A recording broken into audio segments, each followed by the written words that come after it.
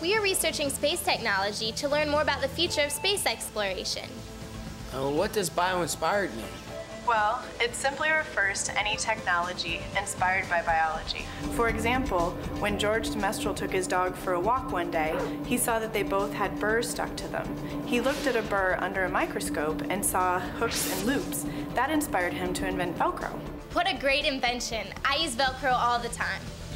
What plants or animals do you look at for inspiration? Right now, we're investigating mussel threads and bloodworm and clamworm jaws.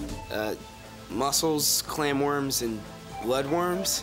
Sounds interesting, but why exactly are you interested in worm jaws and mussels? If we're going to explore the moon, Mars, and beyond, then we need new, advanced, and self-healing materials for spacecraft construction. What do you mean by self-healing? Think about what happens when you accidentally cut yourself. It's amazing to watch how quickly your body acts to mend the wound. Like this model, we're trying to understand how to give composite materials those same qualities. This model demonstrates how two different types of bonds within a material work together to self-heal. And why is that important? One weakness of current composite materials is that they tend to form tiny hairline cracks, which can lead to major damage over time. In long-distance space exploration, repairs won't be easy. Right. There won't be a spare parts store you can stop at while in space.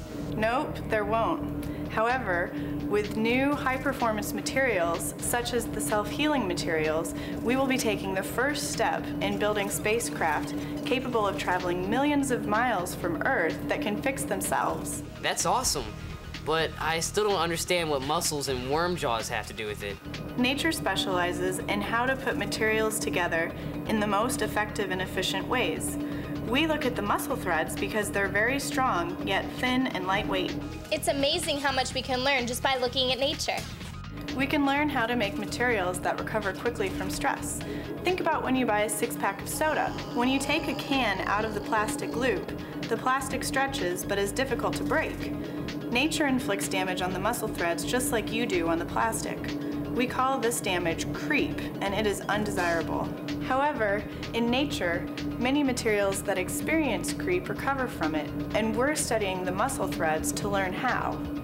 What about the blood and clamworm jaws? The jaws appear to be just as resistant to abrasion as the tiles on the space shuttle, yet they have only half the weight per equal volume. Weight is a very important factor. The lighter the airplane or spacecraft, the less fuel it needs. That's right, and we hope to learn not only how to make very lightweight spacecraft materials, but also tougher ones. Why do the materials need to be tougher? The materials used for spacecraft are subjected to enormous stress, so it's crucial that they be tough as well as self-healing. Sounds like this research is exciting.